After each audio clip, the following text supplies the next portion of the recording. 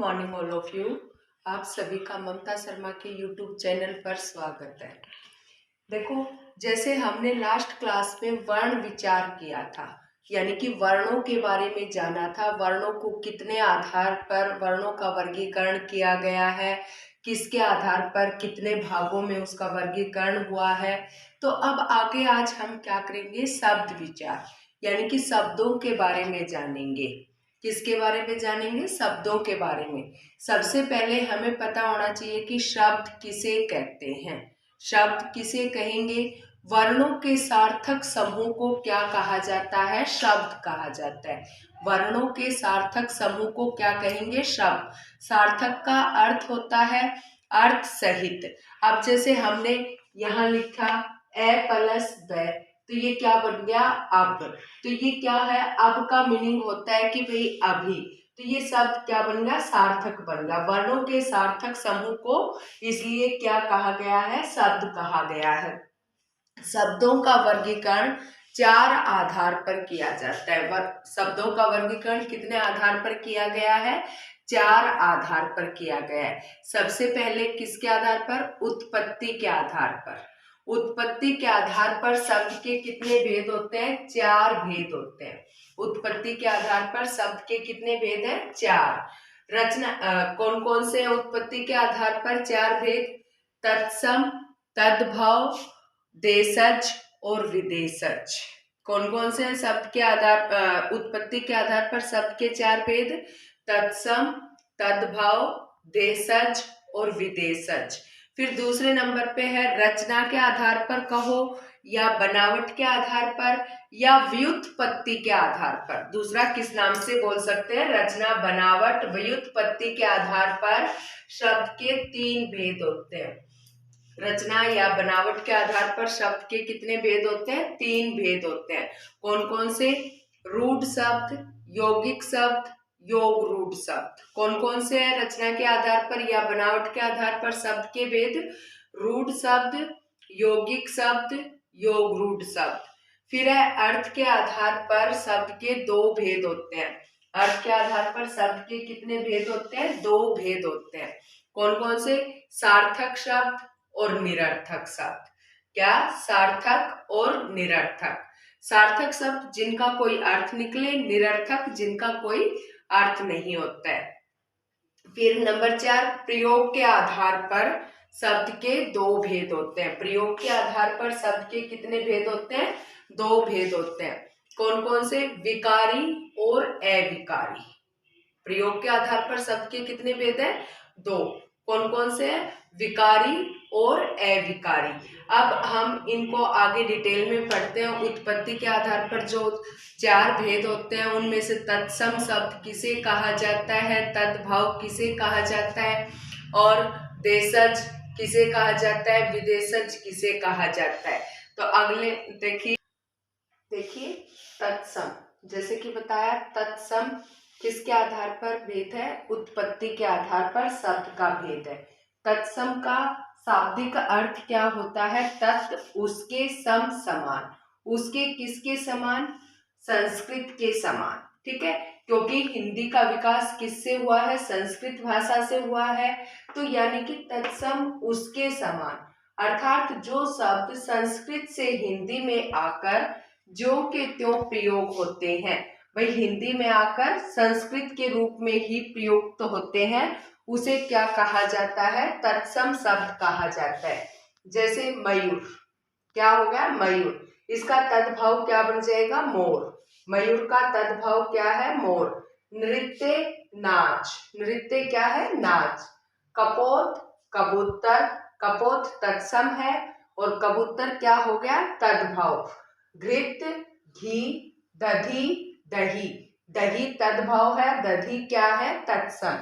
काक तत्सम, कौवा क्या हो गया? तद्भव। वृषभ तत्सम और बैल इसका क्या हो गया? तद्भव। गो, गाय। गो यानी कि तत्सम और इसका तद्भव हो गया गाय। तो तत्सम शब्द आशा करती हूँ आपको समझ आ गया होगा। तत्सम किसे कहते हैं? कि जो शब्द संस्कृत से हिंदी वर्णमाला में या हिंदी में आकर ज्यों के त्यों प्रयोग होते हैं, उसे क्या कहा जाता है? तत्सम शब्द कहा जाता है। फिर है तद्भव। तद्भव शब्द किसे कहेंगे? कि जो शब्द संस्कृत से हिंदी में आकर अपना रूप परिवर्तन कर लेते हैं। क्या? तत्सम, यानी कि जो शब्द संस्कृत से आकर हिंदी में संस्कृत से हिंदी में आकर अपना रूप परिवर्तन कर लेते हैं, उसे क्या कहेंगे हम? तद्भव।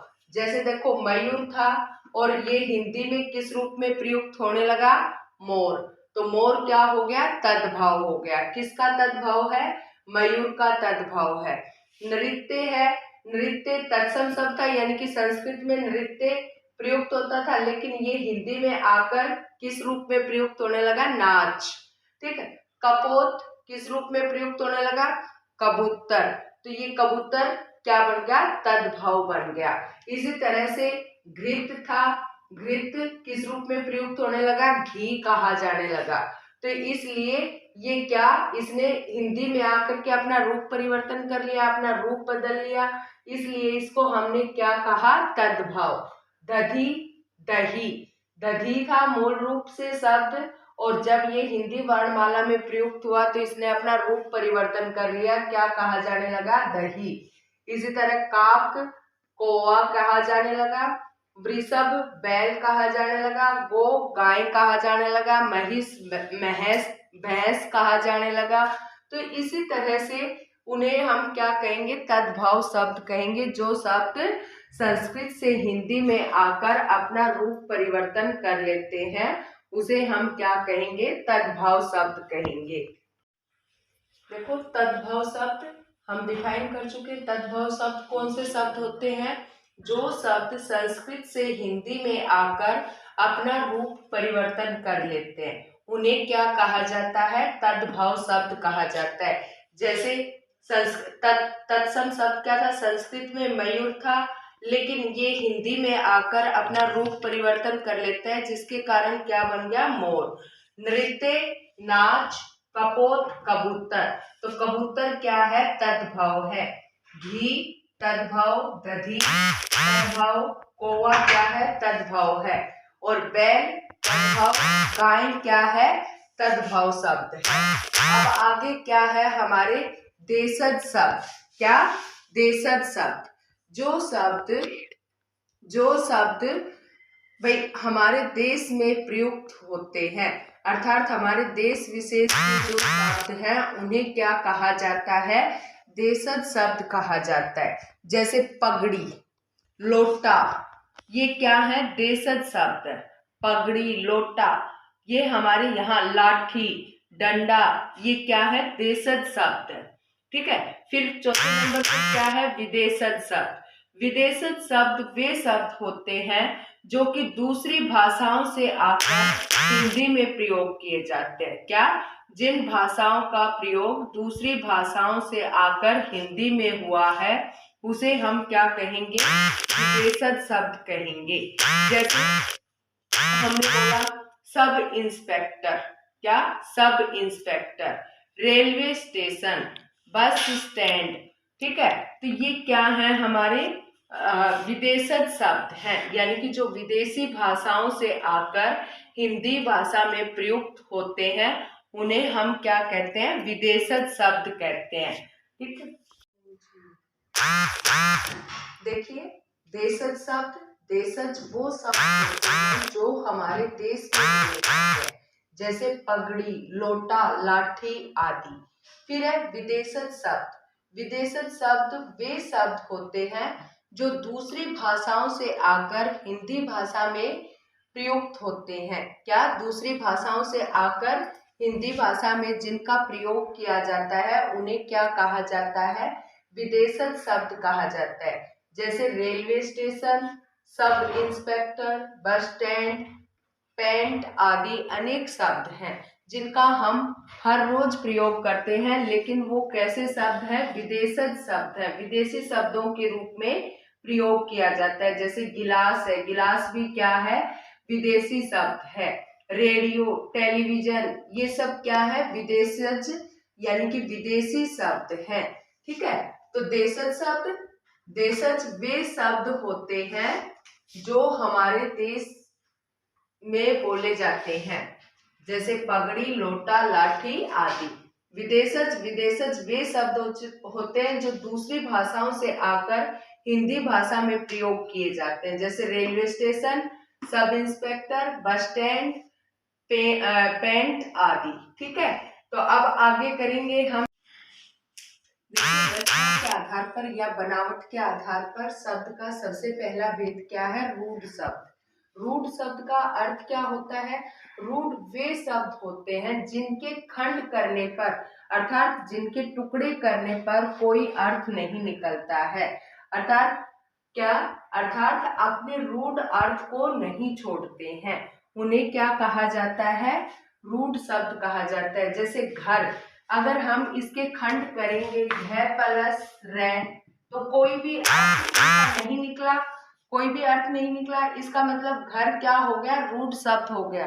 ठीक है, गमला, तो कैसे भी गम प्लस ला, तो कोई अर्थ नहीं निकल रहा है टुकड़े करने पर, और गमला एक अपना रूढ़ अर्थ देता है। गमला क्या होता है कि भाई जिसमें पौधा वगैरह लगाया जाता है गमला, या कोई फूलों का गमला होता है। जल, जय प्लस लय अलग अलग करेंगे तो कोई अर्थ नहीं निकलता है। इसी तरह से दूध, तो ये क्या होते हैं? रूढ़ शब्द होते हैं, यानी कि वो अपने रूढ़ अर्थ को नहीं छोड़ते हैं, अपने अर्थ को नहीं छोड़ते हैं, उसे क्या कहा जाता है? रूढ़ शब्द कहा जाता है।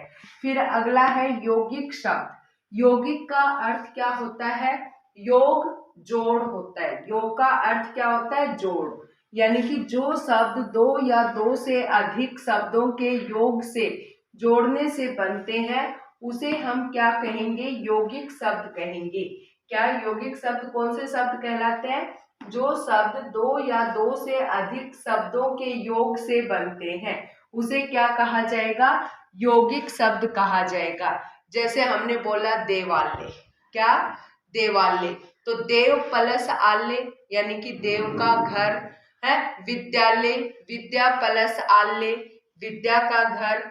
हिमालय, हिम प्लस आल्य, हिम का भी अर्थ होता है, हिम क्या हो गया? बर्फ। आल्य यानी कि घर।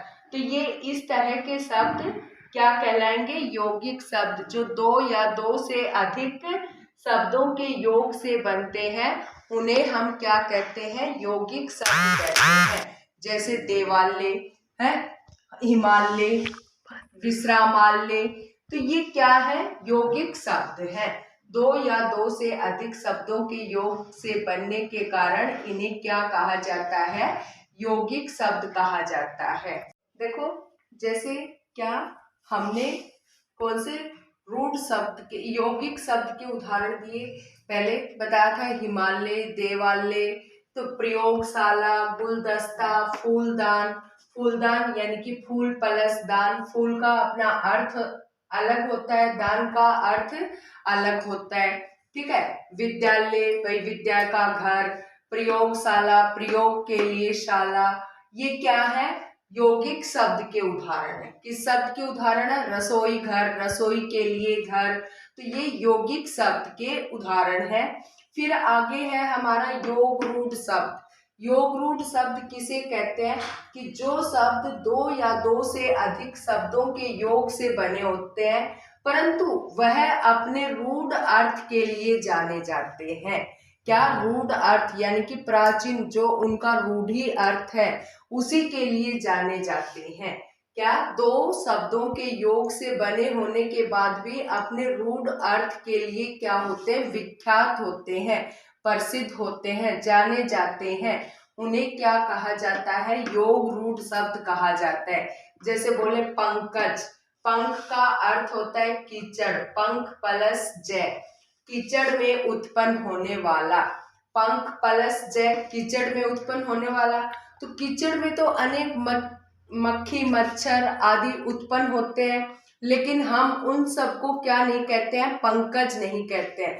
पंकज का रूढ़ अर्थ क्या है?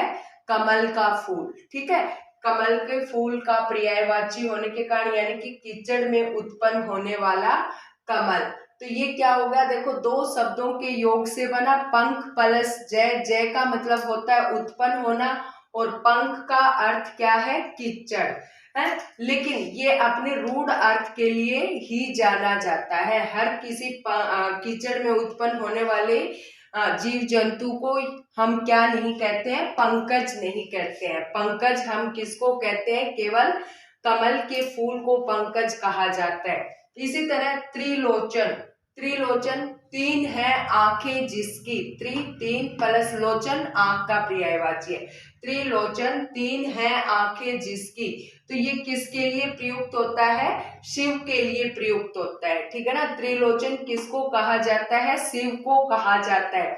इसी तरह नीलकंठ, नीला है गला जिसका, यानी कि हर किसी नीले गले वाले को हम नीलकंठ नहीं कहेंगे, वो अपने रूढ़ अर्थ के लिए नीलकंठ के नाम से कौन जाना जाता है, शिव जाना जाता है। नीलकंठ के नाम से किसको जानते हैं, शिव को।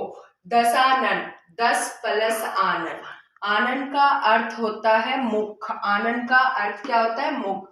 10 है मुख जिसके, तो 10 है मुख जिसके नाम से हम किसको जानते हैं, दशानन के नाम से हम केवल रावण को जानते हैं। दशानन कहने से तात्पर्य है रावण, तो इसलिए ये क्या होगा, 2 शब्दों से बना हुआ है। दूसरा अपने रूढ़ अर्थ के लिए विख्यात है, अपने रूढ़ अर्थ के लिए जाना जाता है, तो इसलिए इसे क्या कहेंगे, योग रूढ़ शब्द कहेंगे। लंबोदर, लंबा है उदर जिसका, उदर क्या होता है, पेट, लंबा है उदर जिसका। हर किसी लंबे पेट वाले को हम लंबोदर नहीं कहते हैं। लंबोदर के नाम से किसे जाना जाता है, श्री गणेश भगवान को किसके, लंबोदर के नाम से जाना जाता है। एक दंत कहा जाए, एक है दांत जिसका, तब भी वो क्या बन जाएगा, योग रूढ़ शब्द। एक प्लस दंत, एक का अपना अर्थ है, दंत का अपना अर्थ है दंत यानी कि दांत, एक दंत यानी कि योग भी हो गया, लेकिन अपने रूढ़ अर्थ के लिए जाना जाता है। एक दंत हम किसको कहेंगे, गणेश जी को कहेंगे।